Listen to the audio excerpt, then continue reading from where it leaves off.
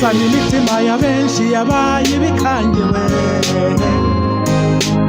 agahinda nimba kwigunga birabazonze bakeneye kirengera n'ubutabera biboneye bikwigira ntibindeba uyu munsi nige ejo niwe dore abacu bagenda urusorongo none barashize bamuri ibyo uhugiyemo byose nta kamaro tabaraha jugunya uri nkoni kubize mu cyeba bayirenze urugoho umva uruhero urimo ikomazi mukomere cyane ndabaramukije n'umukunzi wanyu makuru ndagira ngo tuganire muri iki gitondo cy'uyu munsi rero nk'uko bisanzwe nakundaga kuboneka ariko ntabwo ndikuboneka cyane narababwiye ariko kandi muranyihanganira kubwo amajwi ashobora kuba atari kugenda neza aho mperereye ariko kandi ndagerageza ndabaramukije mwebwe mwese rero muri gereza nkuru ndabaramukije mwebwe mwese muri mu ndagereza nkuru ndabaramukije mbihanganisha mbabwira ngo urugamba rugeze mu ikoni ahantu gufata ugakomeza cyangwa se ugapandura nyine ukavuga ati reka ndebe uko bigenda ntihagire ikindi kintu ukora reka mbaramutse mwebwe mwese rero muri SADC muri ibyo bihugu bya SADC aho hepfo mwese ndagize nti mukomere cyane bayirenze urugoho umva uruhero urimo ikomazi utunongo bana biwacu Mako yagize ati mwumva uruhero urimo ikomazi utunongo ni benshi cyane batabimenye ibyo navugaga kuva kera hose ntangira kurimba muniga nta mati muniga ntama n'ibiki mwabibonye rwose mwumva uruhero urimo umuntu ashobora kuvuga reka mbaramutse mwebwe mwese rero muri ibyo bice aho hepfo muri Tanzania muri Uganda muri Kenya muri Mozambique muri Malawi muri Zambia za Namibia yopfo abari muri Zimbabwe ndabaramukije aho ngaho muri South Africa za Lesotho n'ahandi hose ndabaramukije kwa Muswati ndabaramukije ngira ngo mugire amahoro y'Imana ariko kandi mbabwira ngo urugamba rwahinduye isura urugamba tugeze mu ikoni rya nyuma bisaba ko utagomba kuraza cyangwa wigire ntibindeba kuko urakata imodoka iri kugendera kuri umuvuduko wo hejuru cyane n'udafata neza urasigaye wampaye inka reka mbaramutse mwebwe mwese rero muri bihugu byateye imbere mu bihugu bya demokarasi mu bihugu ngo by'abazungu ngo ibihugu ngo bya bindi nyine by'abantu ngo babasirimu reka mbaramutse mbabwira nti mukomere kandi turi kumwe kuri urugamba ntabwo mugomba kurya imikate gusa ngo murye bya bindi nyine byo mu bikopo n'ibindi ngo bya bindi bimuta neza mwibagirwe urugamba turi ku rugamba mu by'ukuri nta mikino irimo ngo uhishira umurozi akakumara kubana niko Mako yabivuze ndagira ngo rero iki kintu cyumvikaneho mwebwe mwese muri hano ndagira ngo yewe mbamenyeshe kandi nkunda kubabwira buri munsi hari abantu batazi Mako kwakora hari abantu Mako bagira ngo jewe ntabwo nkunda ikigiongo iyo umpaye amakuru nyakorera ikazi nicyo cyatumye mpaguruka ndagira ngo mbambise ngo mwebwe mwese rero mwampaye amakuru mukamwumva ko nshobora kuyasiba cyangwa se kuyavana kubitangaza amakuru bya Mako ntabwo bizoshoboka n'umunsi n'umwe nta nubwo byashoboka ahubwo umva aka kazi bana biwacu jugunya inkoni kubize mu cyeba bayirenze urugoho umva uruhero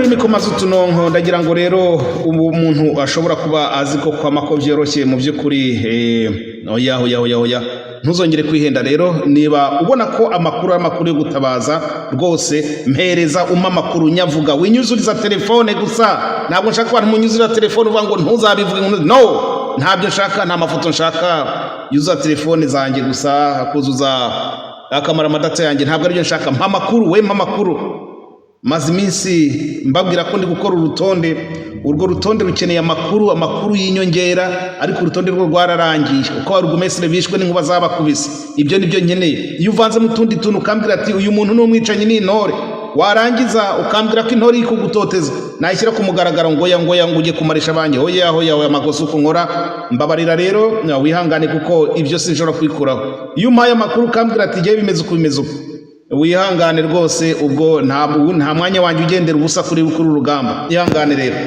wowe ahubwo ubitse amakuru yazane tugize ati zana amakuru ureke gukomeza ubitse amakuru gusa ubwo rero abo kuri urwo rwego ndabihanganishije ikindi mbabwire ngo ntuzigere umereza amakuru adafite akamaro bitazatuma tuvamwo abanzi kandi mu rugamba tugomba gukundana. Ndumva rero kuri urwo ruhande ndurangije icyo nshaka kuvuga uyu munsi ni ukugira ngo menya ngo urugamba turiho gumamo cyangwa se rebera hunga uheke umuheto nta kindi. Hunga uheke umuheto ntabwo ari uguhunga gusa ngo ugende birangirira aho ngaho. Hunga uheke umuheto kugira ngo ubone gutaha. Nta bindi bintu bindi birebire rero dushobora kwirirwa tuvuga. Hari abantu batazi uko ibintu bimeze.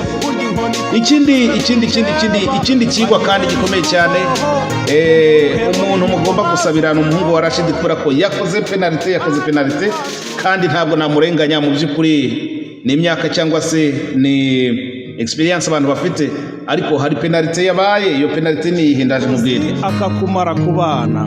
Penalite yabaye ndaje nyikubwire bikugira ntibindebe uyu munsi nije. Penalite yabaye nuko umuhungu wa Rashid yagize ati jewe ntimukomeze kuvuga ibindi bintu uko amakuru yose ndayafite ku rupfu rwa John Ntwari William. Yaguye muri penalite kubera ko hariya barahita baza bamubwira ati wowe abantu bagakomeza batera hejuru kandi ufite amakuru ngwino. Bagashobora kumutamo n'ukwezi cyangwa amezi 3 cyangwa 6 cyangwa iminsi 2 ntawamenya ati we ngwino utanga amakuru. Amakuru yafite ngwino hano hari byukurikiranyweho. Bakakuzana rero ugahita uba umutanga buhamya w'ibinyoma kubera ko umaze kuba ngo ufite amakuru undi muntu akaguhamagara utazi bakagutera ubwoba bakaguhamura.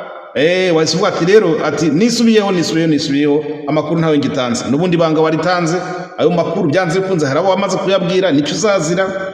Ikindi kujya kukuvuguruza amara kwivuguruza bagahita bakucisha mu ryoya. Niko bimeze kugufunga bakagutoteza ubundi bakagupakiramo ibintu ukabifata bakakubaza ukabifata ubundi wamara kubisubiramo kigenda rero bivuge ko yagonzwe muri kumwe. Ukaba wemeye ibintu utazi ubundi kubera ayo mabanga abiri. Kwanza ufite ibanga ry'uko uzi ibya William. Irya kabiri ufite ibanga ry'uko babikwigishije banaguhondaguye.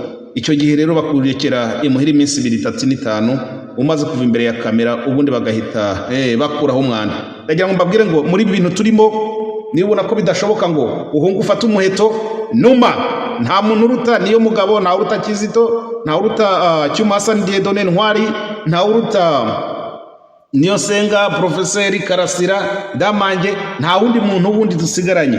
Ubu rero igisigaye kugira ngo utanduze amateka yawe cyangwa amakuru yawe numa uko nubinyamo nta uzongera kwemera amakuru yawe. Sawa, umva akarimbo kamako ubundi gana umusozo uyu munsi. Reka kurya umuheru utaguta mu gihome nkindiwe. Ibyo wita umunyenga byaba umuyenzi mu jisho. Jugunya kurya inkoni kubiswe mu cyeba bayirenze urugoho. Wumva uruheru rurimo maze utunonko. Bana biwacu jugunya kurya inkoni kubiswe mu cyeba bayirenze urugoho. Wumva uruheru rurimo maze utunonko. Bana biwacu.